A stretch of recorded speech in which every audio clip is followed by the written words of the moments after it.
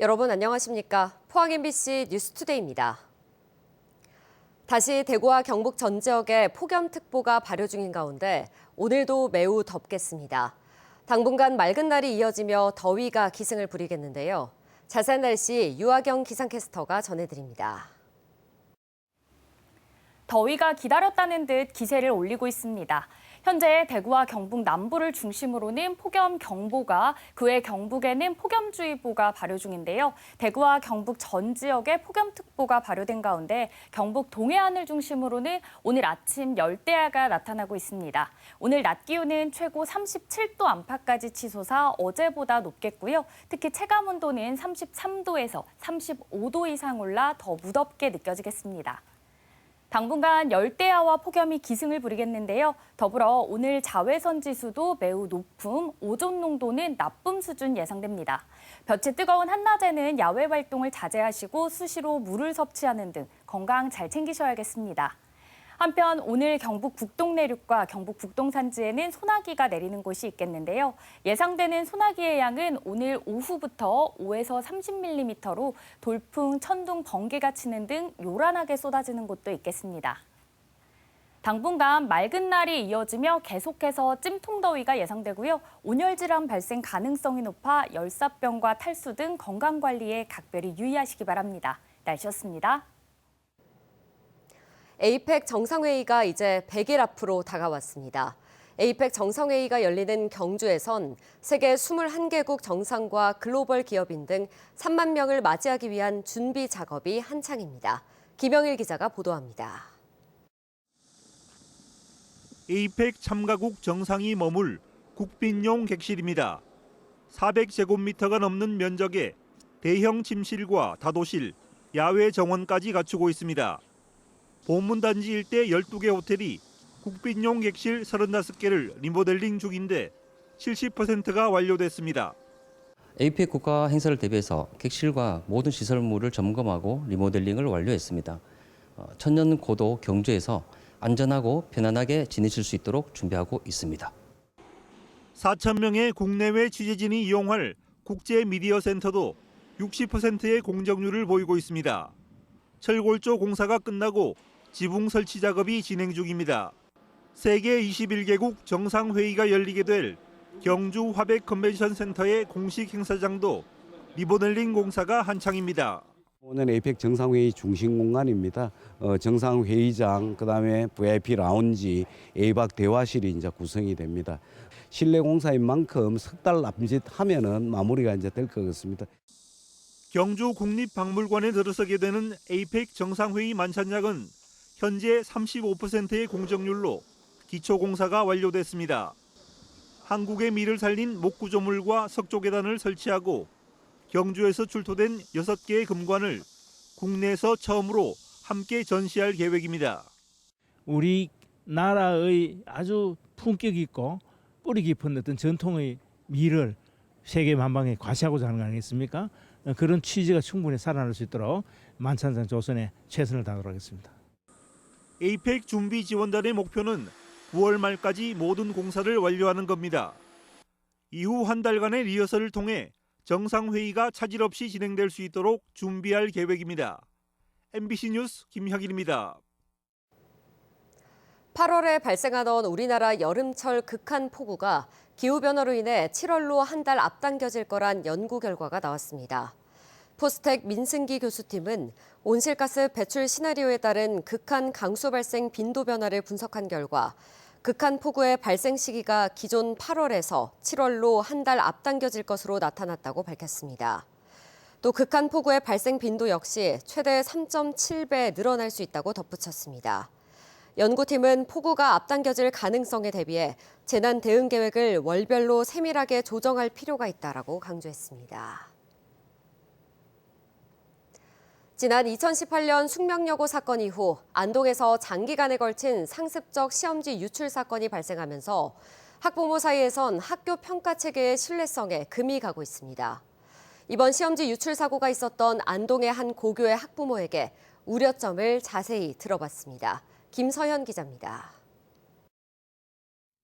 새벽녘 시험지를 훔치려 학교에 침입했던 학부모의 자녀는 1학년 때부터 전교 1등을 놓치지 않았습니다. 너무 잘하다 보니까 독보적으로 잘하다 보니까 얘는 제외해놓고 이제 열심히 하자고 아이한테 계속 그런 얘기를 했었죠. 너무나 놀래고 손이 떨려서 저 같은 경우는 왜 저랬을까? 돌이켜보면 이상하다는 말도 나옵니다. 왜 지필이 100인데 수행은 몇 개씩 틀릴까? 이상하다고. 아이들끼리도 1학년 때부터 그런 얘기를 주고받았어요. 아이가 모의고사는 체제를 맞추지 않겠다고 모의고사 치는 날은 자거나 책을 봤대요. 학교에 침입한 40대 학부모는 고교 2년 반 동안 전직 기간제 교사에게 약 2천만 원의 대가를 주며 시험지와 시험지를 찍은 사진을 유출한 혐의를 받습니다. 또 경찰 조사가 시작되자 휴대전화와 태블릿을 화학물질 등으로 파손해 증거를 인멸한 혐의도 받고 있습니다. 학부모의 자녀는 1학년 때 처음 문제지를 받았을 때는 몰랐지만 그 이후론 의심이 들었다고 진술했습니다. 경찰은 앞서 교사를 구속 송치하는 데 이어 학부모와 자녀, 학교 시설 관리자도 오늘 검찰에 넘길 예정입니다. 대입이 코앞인 상황에서 학생과 학부모들이 받은 충격은 채 가시지 않고 있습니다. 교육청과 학교는 늦어도 다음 달 안에 전체 재학생 성적을 정정 처리할 계획인데 학부모들은 생활기록부에 성적 정정 기록이 남는 것 자체도 크게 우려하고 있습니다. 정정의 기록이 남는 거에 대해서 가장 지금 걱정인 부분이에요. 기록이 되면은 저희 학교인지는 알 것 같아가지고 대학 갈 때 불리하지 않을까. 생기부나 세특 같은 걸 아이들 써야 되잖아요. 마무리가. 지금 그 집중이 안 될까. 생활기록부 정정은 객관적인 자료를 바탕으로 하게 됩니다. 그래서 생기부가 정정이 있다라고 해서 대입에 불이익이 있지는 않습니다. 경북교육청은 학생평가 보완 강화 대책을 발표하고 10년간의 시험지 유출 현황을 전수조사하기로 했습니다. 하지만 최근 울진 한 고교에서도 유사 사례가 나오는 등 학생평가 체계 전반에 대한 불신이 커지고 있습니다. 경북도의회도 2주 동안 입시 비리 관련 제보를 받고 특별조사단을 꾸리기로 했습니다. 제보된 내용을 바탕으로 교육위원회 차원에서 특별조사단을 구성해서 진상조사에 착수할 계획입니다. 공교육에 대한 신뢰성을 회복하기 위해서는 제도와 시스템 전반에 대해 점검과 변화가 반드시 뒤따라야 된다고 생각합니다. 흔들리는 공교육에 대한 신뢰 회복을 위해서 제도 전반에 대한 점검과 대책 마련이 요구됩니다. MBC 뉴스 김서연입니다. 국내 최고 권위를 자랑하는 제59회 대통령배 전국 고교 야구 대회가 어제부터 8월 2일까지 12일간 포항에서 열립니다. 이번 대회는 디펜딩 챔피언 안산공고를 비롯해 쟁쟁한 실력을 자랑하는 전국 37개 우수 고교 야구팀이 출전하며 지역에서는 경주고, 포항제철고, 경북고, 대구고, 대구 상원고가 출전해 우승을 노립니다. 특히 대회 기간 전국 37개 고교 선수단과 가족 등이 포항을 찾아 지역 관광 및 경제에 활력을 불어넣을 것으로 기대됩니다. 포항 스틸러스가 어제 포항 스틸야드에서 열린 수원FC와의 하나은행 K리그1 2025 23라운드 경기에서 1대5로 대패했습니다. 포항은 후반전 실점 위기에서 김동진이 다이렉트 퇴장을 당하면서 수적 열세를 극복하지 못하고 수원의 연속골을 허용하며 무너졌습니다.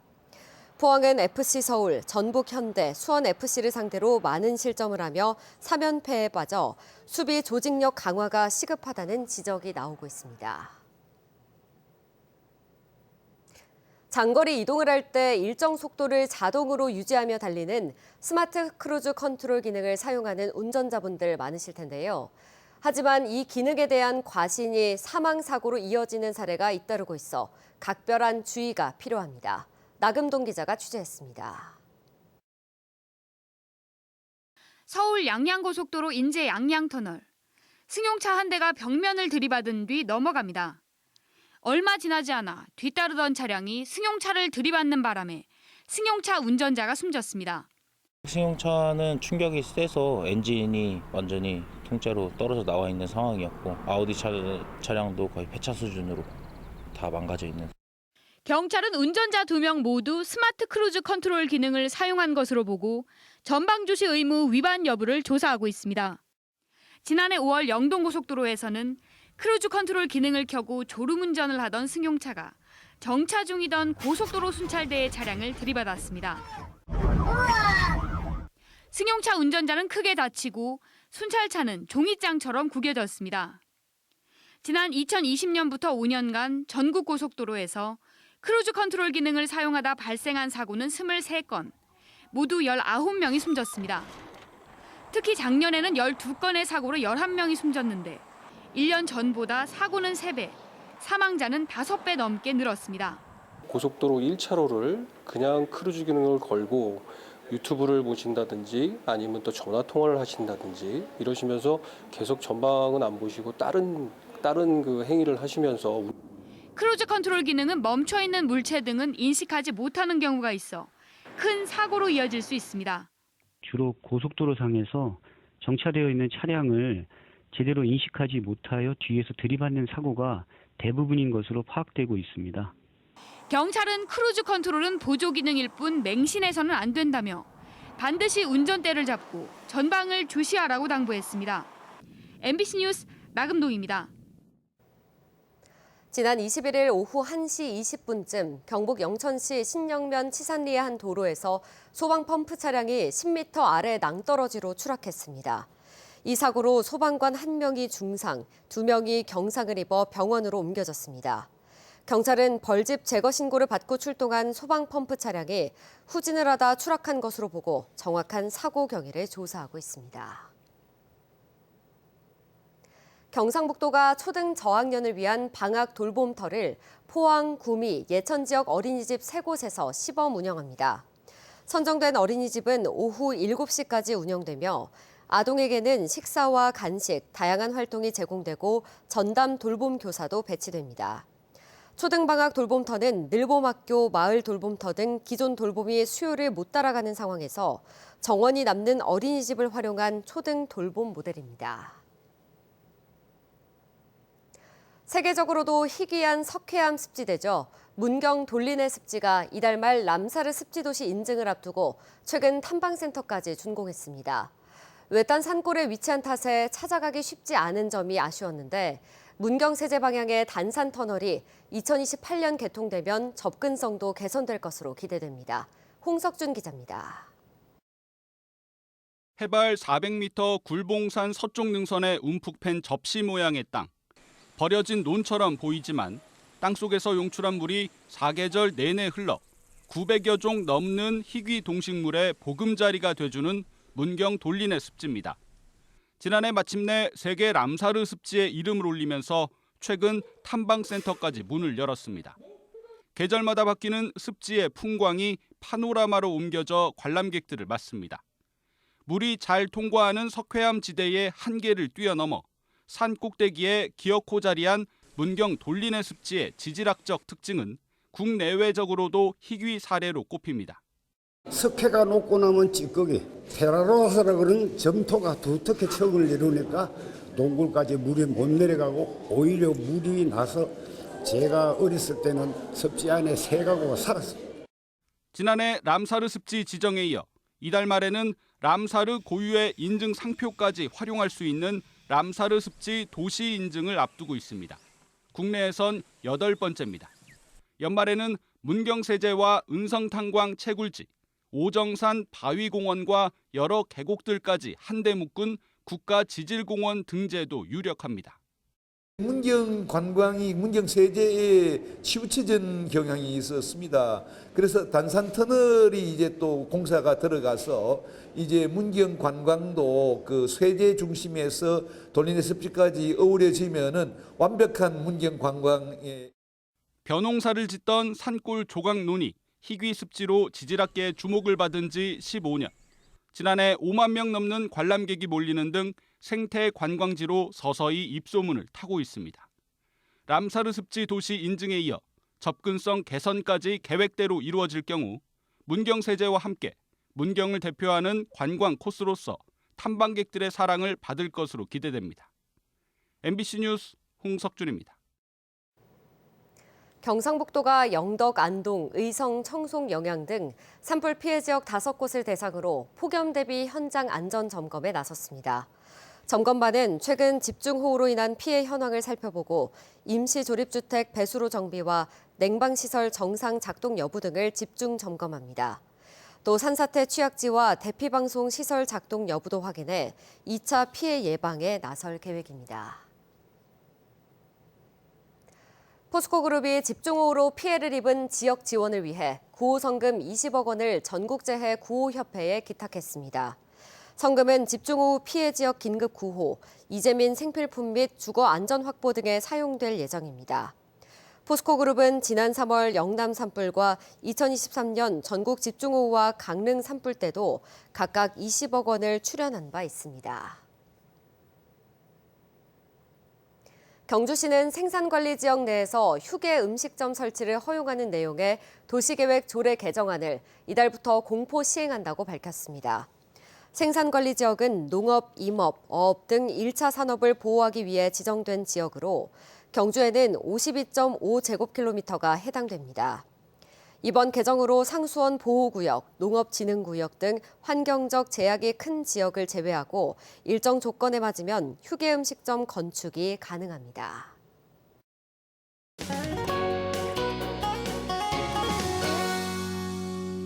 더위가 기다렸다는 듯 기세를 올리고 있습니다. 현재 대구와 경북 남부를 중심으로는 폭염경보가, 그 외 경북에는 폭염주의보가 발효 중인데요. 대구와 경북 전 지역에 폭염특보가 발효된 가운데 경북 동해안을 중심으로는 오늘 열대야가 나타나는 곳이 많습니다. 오늘 낮 기온은 최고 37도 안팎까지 치솟아 어제보다 높겠고요. 특히 체감온도는 33도에서 35도 이상 올라 더 무덥게 느껴지겠습니다.